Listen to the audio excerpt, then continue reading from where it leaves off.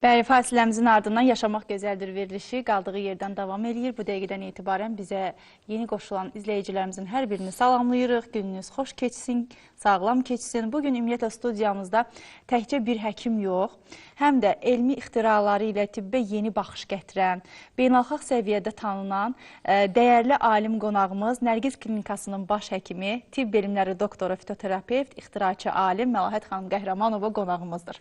Xoş gördük, doktor. Təşəkkür edirəm, var olasınız. Təbii ki, bugünkü mövzumuz qaraciyər öd xəstəlikləri olacaq. Amma qaraciyərin ödün funksiyasından əvvəl istərdim ki, bölgələrdə olan bir aksiyamızdan danışaq və hər zamanki kimi ilk öncə aksiyamızı vurğulayaq və sonradan daha geniş müzakirə olsun. Hər zaman Nərgiz Klinikasının baş həkimi Məlahət xanım Qəhrəmanova öz kollektivi ilə bərabər bölgələrimizdə aksiyalar həyata keçirir. Məsələn, Nərgiz Klinikasının həkim kollektivi bu dəfə aprel ayının 18-i tarixində Lənkəranda, 25-də isə Quba şəhərində yerləşən Logos Psixoloji Mərkəzdə nervopatoloq, psixoloq, həkim kosmetoloq Günel Qəhrəmanova və tibb elmləri doktoru Məlahət xanım Qəhrəmanova öd, qaraciyər, mədə-bağırsaq, parazitar dəri və saç xəstəliklərinin müayinə və müalicəsini həyata keçirəcəklər.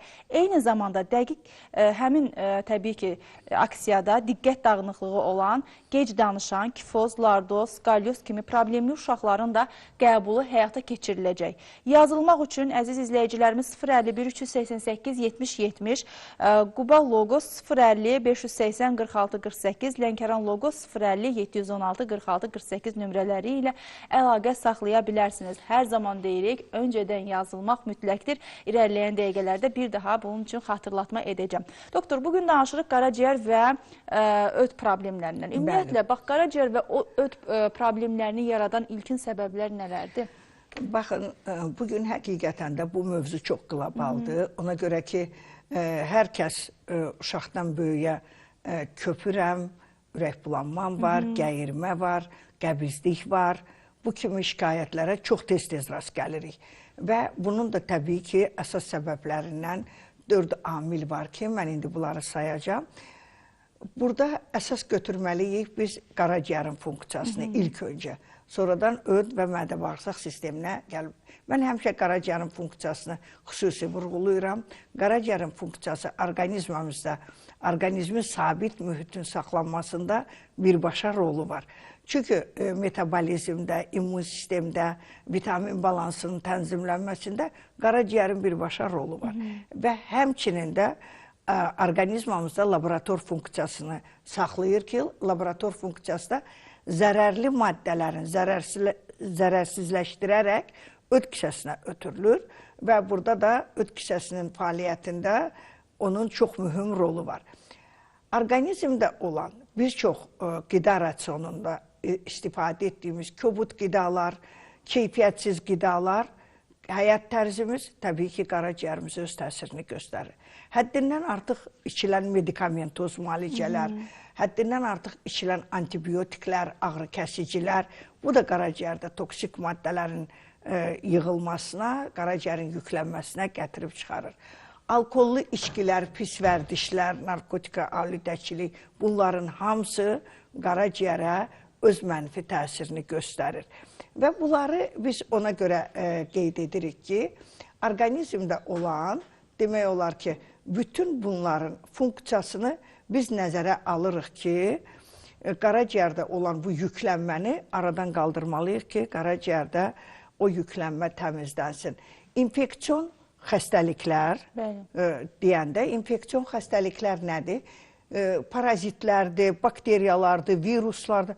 Bunların hər biri təbii ki, qaraciyərdə öz izini qoyur və qaraciyərdə yüklənmə gətirir. Bundan başqa, qaraciyərin yüklənməsi öd kisəsinin funksiyasına da öz təsirini göstərir. Əgər qaraciyərimizdə olan o zərərli maddələr zərərsizləşdirilərək öd kisəsinə ötürülürsə, öd kisəsində olan o ödün məhsulu, o möhtəviyyət uzun müddət kisədə qaldıqda, kisədə tünd yaşıl rəngi alır, zeytun rənginə bənzəyir və get-gedə qalaraq öd kisəsində qatlaşma, çöküntü əmələ gətirir. Bəzən həkimlər ona xılt yazır, bəzən palçığa bənzər möhtəviyyət yazır, bəzən kalsinatlar yazırlar, bəzən görürsünüz ki, həddindən artıq o kalsinatlaşmış deyirlər, qum dənələrinə çevrilir və sonunda da daşa çevrilə bilir. Buna görə də qaraciyərin ödün funksiyası orqanizm üçün çox önəmlidir. Ödün funksiyasının normal olması üçün təbii ki, ödün fəaliyyəti normal olmalıdır ki, orqanizmdə bilirubinin miqdarı artmasın, həzmdə iştirak edən öd turşusu normal ifraz olunarsa, bağırsaqlarda sorulma prosesi aktiv olur və qəbizliyin köpün qarşısını almış olur. Bax, necə normal qidalanaq ki, orqanizmimizdə bu kimi problemlər yaranmasın, tam sağlam şəkildə? Normal qidalanma təbii ki, hər kəsin özündən asılıdır. Hər kəsin öz, demək olar ki, həyat tərzindən götürülür. Normal qidalanma, biz əsas keyfiyyətli qidaları nəzərdə tuturuq. Baxın, bugün həddindən artıq keyfiyyətsiz deyərdim qidalar var. Bəli, var. Fast food yeməklər, məsələn, pul fabrikatlar, asan hazır olan yeməklər, aylarla pişib qalmış xaladenikdə qoyuruq, soyuducuda qoyuruq, o qidalar. Bunların hər biri bizim üçün keyfiyyətsiz qida. Bəzi adam var ki, indi işləyir, çatdıra bilmir, yeməyi pişirir 3 gün, 5 gün yemək istifadə olunur evdə. Bu ölü qida, keyfiyyətsiz qida sayılır. Yəni, yediyimiz, məsələn, qida rasyonumuz nə qədər zəngin olsa, o qədər bizə demək olar ki, faydalıdır. Və öd kisəsinin funksiyası da, qaraciyərin funksiyası da, mədə-bağırsağın funksiyası da bizim qida rasyonumuzdan asılıdır. Xəstə durur yuxudan, ağzımda acılıq var, ürək bulanmam var, özümü halsız hiss edirəm, yorğunam, gecə təzyiqim oldu, qəbizliyim çoxdur. Məsələn, bu şikayətlər bugün deyərdim ki, əhalinin çoxunda rast gəlinən şikayətlərdir. Adam var ki, deyir, su belə içəndə köpürəm. Hətta o demək deyil ki, insanlar yiyəndən sonra köpsün. Hətta ac qarına belə köpün olması qaraciyərin ödün funksiyasının normal olmamasından xəbər verir. Və biz qida rasyonumuza çox diqqət yetirməliyik bu öz yerində. Fitoterapiya geniş sahədir. Mən fitoterapevt olaraq bunu qeyd eləmək istəyirəm ki, bitkilərlə müalicə istənilən halda istənilən şəkildə aparılmamalıdır. Bitkilərlə müalicə, bitkilərin kimyəvi tərkibi var, farmakoloji təsiri var, bitkilərin orqanizmə təsir mexanizmi var. Hər bir bitkini istənilən zaman, istənilən vaxtı onu pişirmək, yemək, istərsə onu dəmləmək, su kimi içmək olmaz. Baxın, xırda bir misal çəkim. Götürən qıcıtkən bitkisini. Qıcıtkən bitkisi bugün hamının tanıdığı bir bitkidir və onu rayonlarda elə biz özümüz də çox sevərik. Çox gözəl dadı var, qoxusu çox gözəldir və bunu pişirib yemək çox faydalıdır. Amma baxın, burada görün nə qədər müəyyən səbəblər var ki, bəzi insanlara mənfi təsir göstərə bilər. Qida kimi istifadə elədiyimiz bir bitki tərkibi çox zəngindir. Onun tərkibində oksidantlar var, K vitamini ilə zəngindir, çox dəyərli bir bitkidir. Alkoholitlər var, saponinlər var tərkibində, çox deyərdim ki, faydalı bir bitkidir. Saçın uzanmasında, həzmdə, mədə-bağırsaqda çox effektiv olan bitkidir. Hətta qan kəsici laxtalanması olmayan, trombositi yüksək olan, trombositi aşağı olan insanlarda bunu daha faydalı ola bilər. Amma trombositi yüksək olan insanlara bu çox mənfi təsir göstərə bilər. Çünki qanda K vitamininin tərkibində olması qanda laxtalanmanın artırması. Bəzi insanlar onu yiyəndən sonra baş ağrısı olur, özünü pis hiss edir, amma o hiss eləmir ki, onu yediyi bitkidəndir. Yəni, adi, sadə bir misal çəkdim ki, yəni, məsələn, bəzən görürsünüz ki, gələn reseptlərdə mən xanımlarda menstrual siklında problemi olan xanımlarda, məsələn, bunun istifadəsi bitki qarışıq tərkiblərdə də mən görürəm. Bəzən elə zaman olur ki, bunu həddindən artıq istifadə etmək müəyyən fəsadlar yarada bilər. Ona görə də, yəni bunu niyə misal çəkdim? Yəni tanıdığınız bir bitkidir, sadə bir bitkidir. Rayonlarda amma xeyri də var, zərəri də var. Bəli, rayonlarda hamı bunu qovurub ev şəraitində yeyir. Məsələn, qulançar bitkisini götürək. Qulançar bitkisi bugün ən dəyərli bitkilərdən biridir və onun yəni apteklərdə sparja deyərək tanınır, satılır. Ginekoloji xəstəliklərdə, qanın qadınlarda, fibromalarda, kistalarda çox effektiv təsirə malikdir. Amma onun da düzgün istifadəsi çox önəmlidir. Məsələn, elə insanlar var ki, onlara onu istifadə eləmək olmaz. Çünki onun tərkibi çox zəngindir. Məsələn, qadınlar üçün qadın hormonu olan estradiol da var tərkibində. Yəni, bu çox effektiv bir bitkidir və elmi təbabətdə də, xalq təbabətində də istifadə olunur. Onu da qeyd edeyim ki, qaraciyərin ödün funksiyası üçün, məsələn, bugünkü müasir tələb ən çox istifadə elədiyimiz alaqanqal bitkisidir. Alaqanqal bitkisi qaraciyərin təmizlənməsində, öd yollarının təmizlənməsində, solmaz çiçəyidir, alaqanqal. Biz bu bitkiləri hər kəs tanıyır, tam da mövsümüdür. Amma mən buradan onu tövsiyə edirəm ki, qəbizliyi olan insanlar, mədə-bağırsaq problemi olan, öd-qaraciyər problemi olan insanlar mütləq müayinədən keçərək müalicəni alsınlar.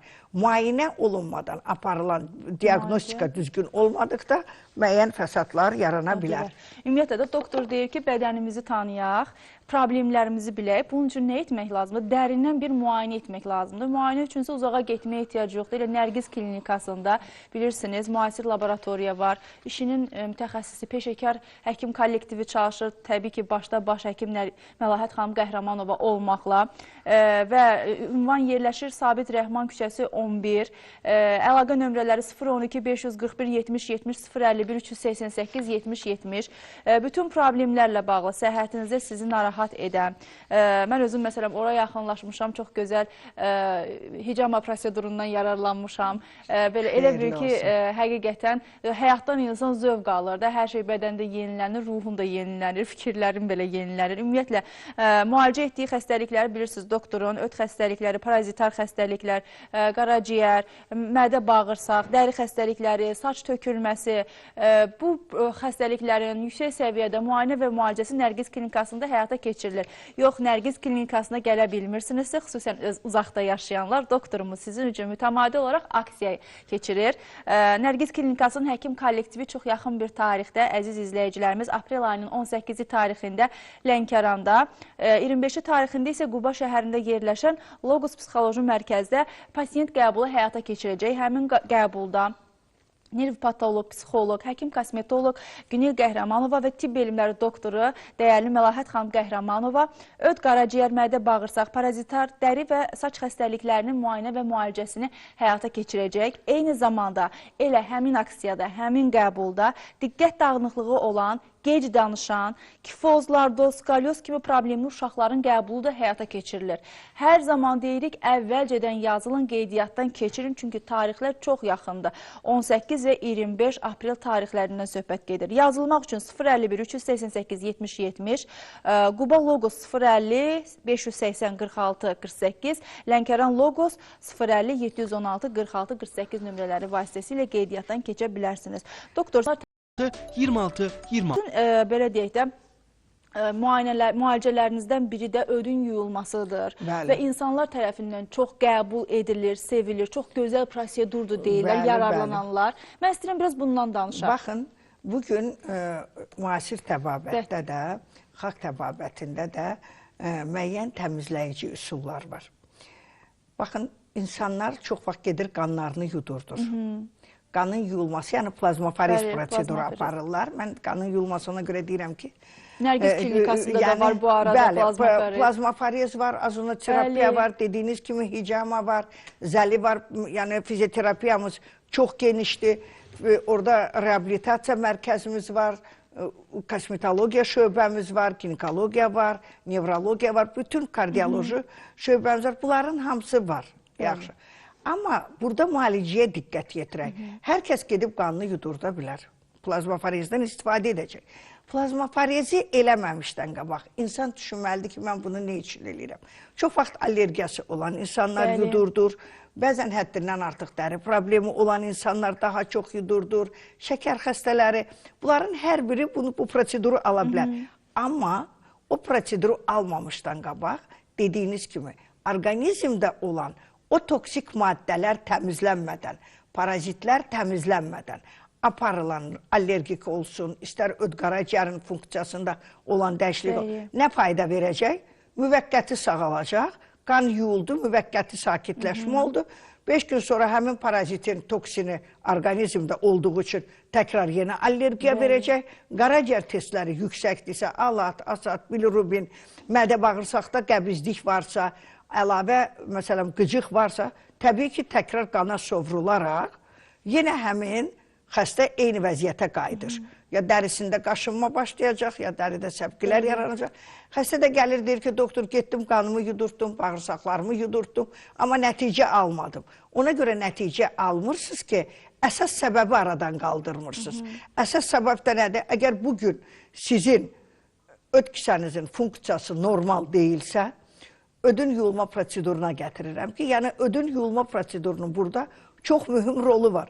Əgər ödün yuyulma prosedurundan sonra siz gedib qanınızı da yudurtsanız, çox gözəl, effektiv nəticə ala bilərsiniz.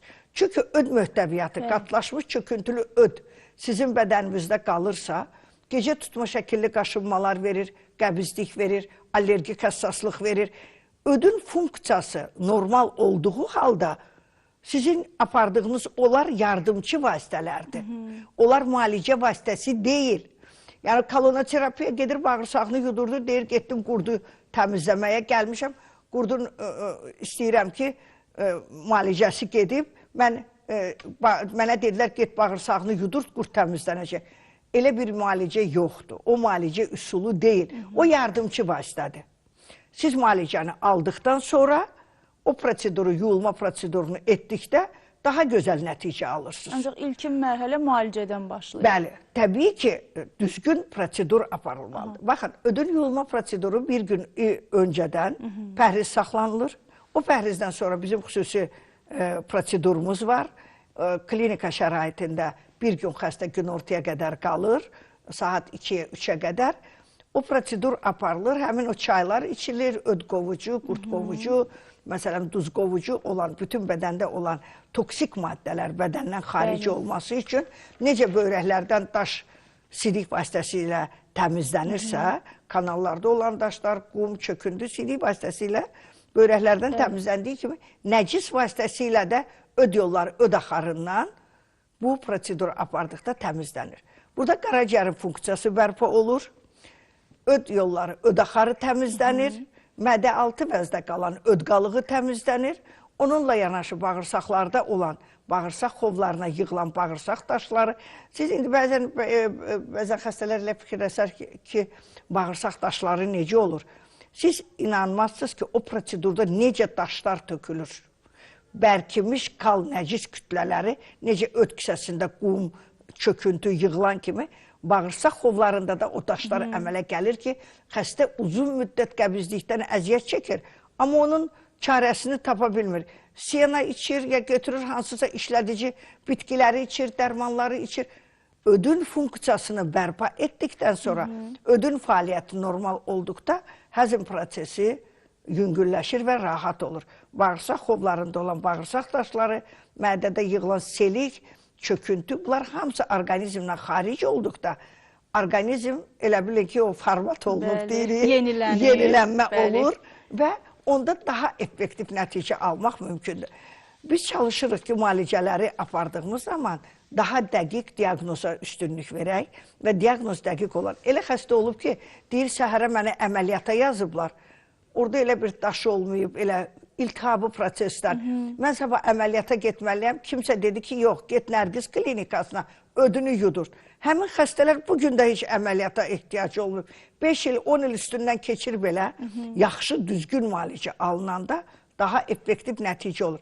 Bir də onu deyim ki, yuyulma şərt deyil. O proseduru bəzən evdə tubaş kimi eləyirlər, nə bilim, hansısa asorbit dərmanlardan istifadə eləyirlər, işlədicilərdən istifadə eləyirlər. Bundan sonra verilən müalicə önəmlidir. Biz ondan sonra, yuyulmadan sonra, xüsusən də özümüzün müalicə üsullarımız var ki, o müalicələr daha effektiv nəticə verir. Təşəkkürümü bildirirəm, doktor, çox sağ olun. Mən istəyirəm fürsətdən istifadə edib bir daha aksiyamızı izləyicilərimizə xatırladıq, çünki artıq sağollaşırıq. Əziz izləyicilərimiz, mən istəyirəm ki, elə məhz Nərgiz klinikasının həkim kollektivi tərəfindən dərindən bir müayinə olunum. Əgər qurd problemi yaşayırsınızsa, saç tökülməsi yaşayırsınızsa, mədə bağırsaq problemi, bu günlərin bax danışdıq öd və qaraciyərdən, bu kimi problemlər problemlər sizi narahat eləyirsə və yaxud eyni zamanda övladınızda diqqət dağınıqlığı varsa, gec danışırsa, indiki uşaqlarda çox ciddi şəkildə bu problem yaranıb. Mənim özümün daimin nəvəsinin hazırda 3 yaşı var. Uşaq sap-sağlamdan ancaq danışmasında gecikmə var. Bu bizi narahat eləyir. Kifoz, lardoz, skalyoz kimi problemlər yaşayırsınızsa, mütləq şəkildə xatırladım ki, aprel ayının 18-i tarixində Nərgiz Klinikasının həkim kollektivi, başda Məlahət xanım Qəhrəmanova olmaqla, eyni zamanda həkim kosmetoloq Günel Qəhrəmanova məsələ bölgələrimizdən biri olan Lənkəranda pasiyent qəbul edəcək. 25-i tarixində isə aprelin Quba şəhərində Logos Psixoloji Mərkəzdə pasiyentlərini qəbul edəcəklər. Qəbula yazılmaq üçün 051 388 70 70, 050 580 46 48 və 050 716 46-48 nömrələri vasitəsilə çox xahiş edirik, əvvəlcədən qeydiyyatdan keçin. Çünki ayın 18-də çox az bir tarix qalıb. 18-i və 25-i tarixlərini nəzərinizdə saxlayın. Əziz Lənkəranlılar və Qubalılar, bu görüşdə vaxtında və zamanda iştirak edin ki, sağlamlığınızı narahat edən problemlərdən xilas olasınız. Doktora təşəkkürümü bildirirəm. Çox sağ olun. Gələn həftə görüşmək ümidi ilə. İnşallah. Sizə də aksiyanızda uğurlar arzulayırıq. İzləyicilərimizlə sağollaşırıq. Sabah görüşürük.